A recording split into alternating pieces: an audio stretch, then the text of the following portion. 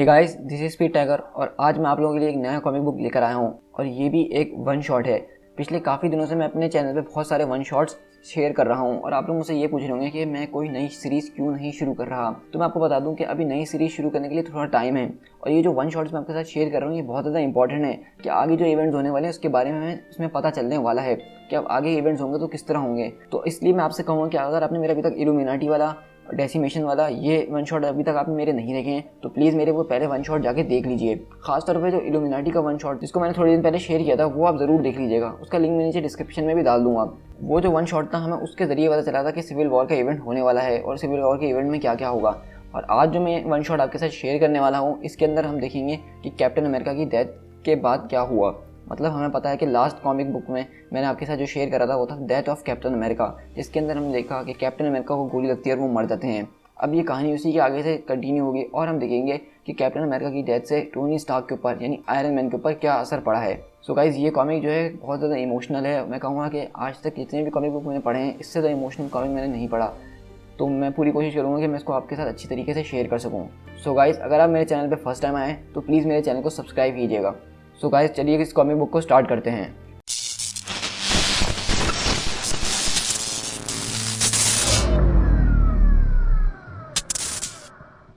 2 दिन पहले राइकर आइलैंड के ऊपर मैक्सिमम सिक्योरिटी के ऊपर एक हेलीकॉप्टर लैंड किया था जिसके अंदर से कैप्टन अमेरिका उतर रहे थे और शील्ड के एजेंट्स उनको यहाँ पे पकड़ के लाए थे। तो सीधी सीधी ये बात तब की है जब कैप्टन अमेरिका ने सरेंडर कर दिया था और वो उनको सरेंडर करके शील्ड के लोगों ने पकड़ लिया था। तो वो उनको पकड़ के सीधा राइकर आइलैंड पे ले आते हैं और हम यहाँ देखते हैं कि वो एजेंट जो हैं कैप्टन को सल्यूट कर रहे होते हैं, लेकिन उनमें से एक उनको मना करता है कि अब हमें सल्यूट करने की कोई ज़रूरत नहीं है, अब ये कोई कैप्टन अमेरिका नहीं है। और इस तरह हम देखते हैं कि कैप्टन अमेरिका को अंदर लाया जाता है उस फैसिलिटी के अंदर और उनको एक सेल के अंदर बंद कर दिया जाता है। हम देखते हैं कैप्टन अमेरिका वहाँ पे एक सोल्जर से पूछते हैं कि क्या तुम्हारी उम्र है बेटे। हाँ कैप्टन, मेरी उम्र सिर्फ 22 साल है। कैप्टन बोलते हैं कि मेरी 85 है। तो वो एकदम हैरत में रह जाता है और वो बोलता है कि मेरे ख्याल से कैप्टन अब आपको किताब लिखनी चाहिए। तो कैप्टन बोलते हैं कि हाँ शायद मुझे लिखनी चाहिए लेकिन मेरे पास पता नहीं टाइम है भी या नहीं। तो वो सोल्जर बोलते हैं कि कैप्टन आपके पास अब इस पूरी दुनिया भर का टाइम है, मतलब आप समझ रहे हैं ना मैं आपसे क्या कहना चाह रहा हूँ। तो कैप्टन अमेरिका बोलते हैं कि बेटा ये लोग जो है मुझे गद्दारी के केस में डाल देंगे और फिर मुझे लटका देंगे। तो वो सोल्जर बोलता है कि अब यहाँ पे लोगों को लटकाया नहीं जाता है। तो कैप्टन बोलता है कि हाँ बिल्कुल लटकाया जाता है यहाँ पे अभी भी लोगों को, लेकिन मैं कैप्टन इतना तो कह सकता हूँ कि वो आपको नहीं लटकाएंगे। तो कैप्टन पूछते हैं कि तुम्हारी बंदूकें कहाँ हैं। तो बोलता है कि हमें उसकी ज़रूरत नहीं है, हमारे पास ये डंडे ही काफ़ी हैं और ये सिर्फ हम ही इस्तेमाल कर सकते हैं, ये हमारे फिंगरप्रिंट से ही चलते हैं, वैसे भी हमें आपके लिए ये सारे हथियार रखने की कोई ज़रूरत नहीं है। तो कैप्टन अमेरिका बोलते हैं तो इसका मतलब ये है कि उसने हर बारे में सोच के रखा हुआ है पहले से, मैंने सही कहा ना। तो बोलता है कि हाँ कैप्टन आपने बिल्कुल ठीक कहा, लेकिन अगर मैं आपसे खुल के बात करूँ। लेकिन इतनी देर में हम देखते हैं कि उसकी बात कट जाती है और बीच में से एक और सोल्जर आके बोलता है कि डायरेक्टर जो है डेक पे आ चुके हैं। और हम देखते हैं कि वहाँ पर आयरन मैन आता है कैप्टन अमेरिका से मिलने के लिए और बोलता है उन सोल्जर्स को कि प्लीज़ अब हमें थोड़ी देर अकेला छोड़ दो। और फिर आयरन मैन और कैप्टन अमेरिका एक दूसरे को देखते रहते हैं और फिर कैप्टन अमेरिका पूछते हैं कि क्या हो गया, मुझे क्यों देख रहे हो तुम ऐसे। आयरन मैन बोलता है कि कैप्टन मैंने तुमसे बहुत भीख मांगी थी कि ये सब बंद कर दो, लेकिन तुमने मेरी एक नहीं सुनी। और कैप्टन अमेरिका बोलते हैं कि मेरा जहाँ तक ख्याल है तुम्हारा दिमाग ख़राब हो चुका है, तुम एक बीमार आदमी हो, तुम्हें इलाज की ज़रूरत है। तुम्हारे पास नया सूट है जिसको तुम कंट्रोल नहीं कर सकते हो, तुम्हारे पास नई पावर्स हैं जिनको तुम समझ नहीं सकते हो। तो आयरन मैन बोलता है कि नहीं कैप्टन, मेरे पास वो पावर्स हैं जो आप नहीं समझ सकते हैं। तो कैप्टन बोलता है कि मैं उनको अच्छी तरीके से समझता हूँ। तो आयरन मैन बोलता है अच्छा, अगर ये बात सच होती तो आज आप जीत चुके होते और मैं हार चुका होता। तो कैप्टन बोलते हैं तो तुम्हारा ख्याल ये है कि मैं यहाँ पर इस वजह से हूँ कि मैं हार चुका हूँ। तो आयरन मैन बोलता है कि हाँ बिल्कुल मैं यही समझता हूँ। कैप्टन अमेरिका बोलते हैं कि हमने अपने प्रिंसिपल्स पे कायम रहे हैं, हमने जिस चीज़ को प्रोटेक्ट करने की कसम खाई थी मैं उस पर कायम रहा हूँ।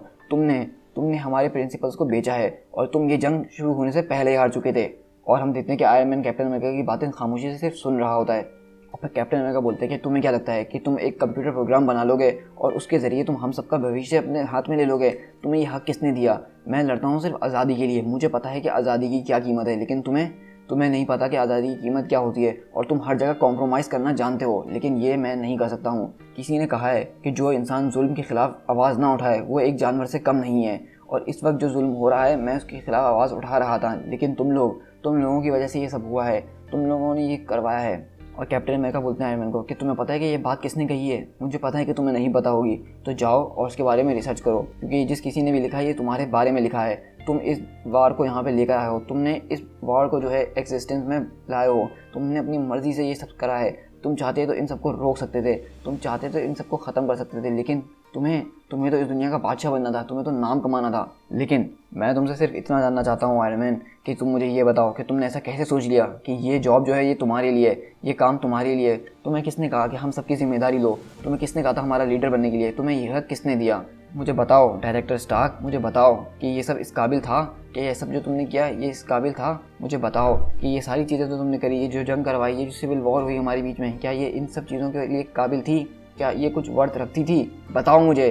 तो आयरन मैन बोलता है कि वेल कैप्टन, मैं सिर्फ तुमसे इतना ही कहूँगा कि तुम एक नंबर के लूज़र हो और कुछ नहीं। तो कैप्टन अमेरिका बोलता है कि हाँ बिल्कुल, तुम्हारी बात सही है, मैं एक लूज़र ही हूँ।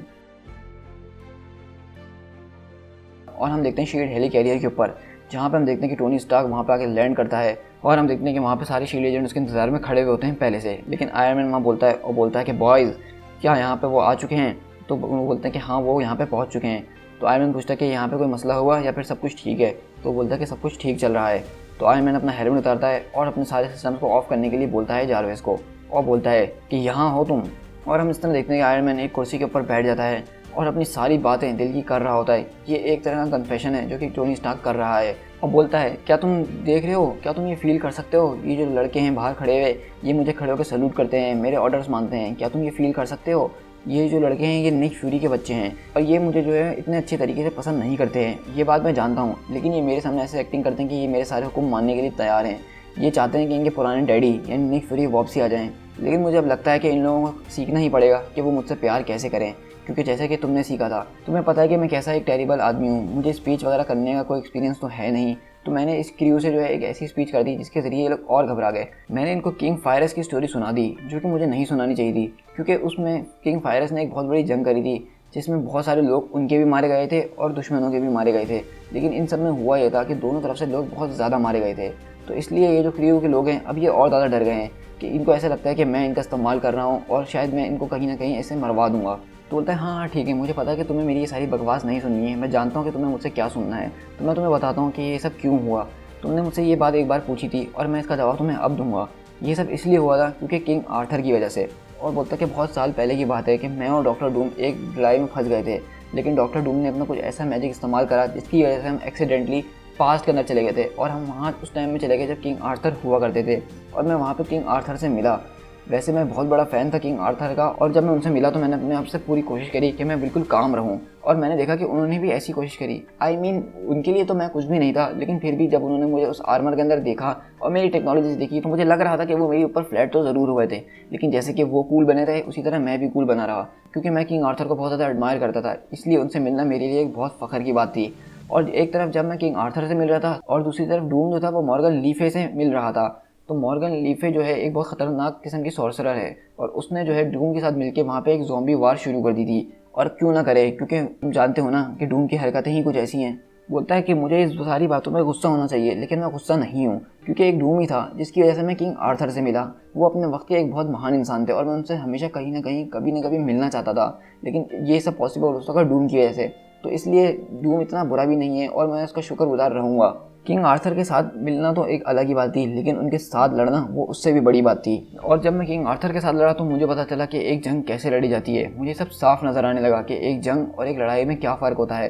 तभी से मैंने सीख लिया था कि एक जंग को किस तरह से लड़ना चाहिए और किस तरह से नहीं लड़ना चाहिए। और आयरन मैन बोलता है कि उस मूवमेंट से पहले मुझे जंग के बारे में कुछ भी नहीं पता था, मुझे कोई अंदाज़ा नहीं था ये सब कैसे होता है और कैसे नहीं होता, लेकिन उसके बाद से हर चीज़ पता चल गई थी कि एक जंग को कैसे लड़ना चाहिए। हम लोग जो हैं वॉरियर्स हैं, हमारे पास वेपन्स हैं, हमारे पास आइडियाज़ हैं, हम उनके ज़रिए लड़ते हैं। ज़रूरी नहीं है कि हमेशा जंग हाथों से हो, बल्कि आइडियाज़ और थॉट से भी की जा सकती है। और यही है हमारा काम ही यही है, हमारा कैरेक्टरिस्टिक है कि हम लोग फाइट करते हैं। हम लोग अवेंजर्स हैं, हम अवेंज करते हैं। एक्समैन जो हैं वो डिफेंड करते हैं और फैंटास्टिक फोर वो एक्सप्लोर करते हैं। लेकिन हम सब जो हैं वो सब के सब फाइट करते हैं। पहले तो मैं सोचता था कि हम जो ये लड़ाई करते हैं ये ईविल के ख़िलाफ़ करते हैं, ये ईविल के ख़िलाफ़ जंग करते हैं, लेकिन फिर मुझे पता चला कि जंग के अंदर कोई अच्छाई और कोई बुराई नहीं होती है, सिर्फ दो ऑपोजिट फोर्सेस होती हैं और उनका अपना अपना नज़रिया होता है। मैंने पहले से देख लिया था कि एक जंग जो है हमारी तरफ आ रही है। मैंने देख लिया था कि किस तरह से हम एक दूसरे से लड़ेंगे। मैंने सब कुछ देख लिया था कि क्या होगा और क्या नहीं होगा। मुझे पता था कि ये आज नहीं तो कल ज़रूर होगा। और मैंने तुमसे ये पहले भी कही थी ये बात कि ये हो के रहेगा। मैं एक इन्वेंटर हूँ, मैं फ्यूचर को देख सकता हूँ। इसी के ज़रिए मुझे पता चलता है कि आगे जाके लोगों को किस चीज़ की ज़रूरत होगी और मैं वही चीज़ ईजाद करता हूँ। इसी तरह मैंने अपना आर्मर बनाया कि जब मुझे उसकी ज़रूरत थी। इसी तरह मैंने एवेंजर्स का आइडिया को पैदा करा और इसी तरह हम सब एक साथ मिलकर एक टीम बने। और इसी के ज़रिए मुझे पता चल जाता है कि आगे हमें किस चीज़ की ज़रूरत होगी, तो मैं उसी चीज़ का सॉल्यूशन इन्वेंट कर लेता हूँ। मुझे पता था कि आगे जाके एक वॉर होगी जिसमें हीरोज़ ही आपस में लड़ रहे होंगे। मुझे ये बात हमेशा से पता थी। मैंने देख तो लिया था, लेकिन इन सब का सॉल्यूशन क्या था मुझे ये नहीं पता था कि ये जंग किस बारे में होगी, लेकिन मैंने इसको आते हुए देख लिया था। मुझे पता था कि ये जंग कभी न कभी होगी, लेकिन कब और किस वजह से ये मुझे नहीं पता था।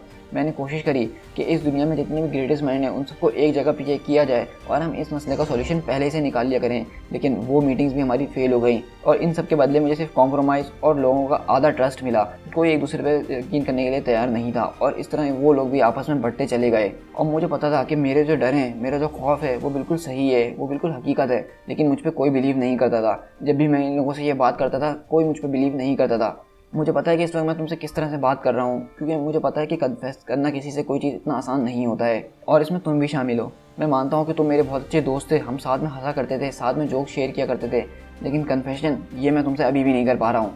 मैं तुमसे शुरू से यही चाहता था कि तुम उस पेपर के ऊपर बस साइन कर दो, क्योंकि मुझे पता था कि आगे जो हालात होने वाले हैं उसमें वही बिल्कुल सही है। मैंने एक शिफ्ट महसूस करा था हमारी ज़िंदगियों में, सिर्फ हमारी हीरोज़ या एवेंजर्स की ज़िंदगी में नहीं, बल्कि लोगों की ज़िंदगी में, कि लोग हमारे ऊपर किस तरह से रिएक्ट करते हैं। पहले लोगों को सिर्फ हमारी मदद चाहिए होती थी, वो हमें तभी याद करते थे, लेकिन अब लोग बदल चुके थे। वो हमें हर छोटी मोटी मुसीबत में सिर्फ हम ही के ऊपर रिलाई कर रहे होते थे। वो हमेशा यही उम्मीद करते थे कि हम ही उनकी मदद करने के लिए आएंगे। उन्होंने अपनी मदद करना खुद से छोड़ दी थी। ये सोसाइटी जैसे चल रही थी उसको वैसे चलना दिया जा रहा था, लेकिन मुझे पता था कि ये सोसाइटी हमेशा ऐसे चलते नहीं रहेगी। कुछ ना कुछ गलती किसी न किसी से होगी और इन सारे लोगों का रिएक्शन जो है हमारे ऊपर से बदल जाएगा। ये सारे जो हम लोगों पे उम्मीद करके बैठे हैं, ये सब हमारे दुश्मन बन जाएंगे, क्योंकि इस सब को जो है मैंने पहले ही प्रेडिक्ट कर लिया था।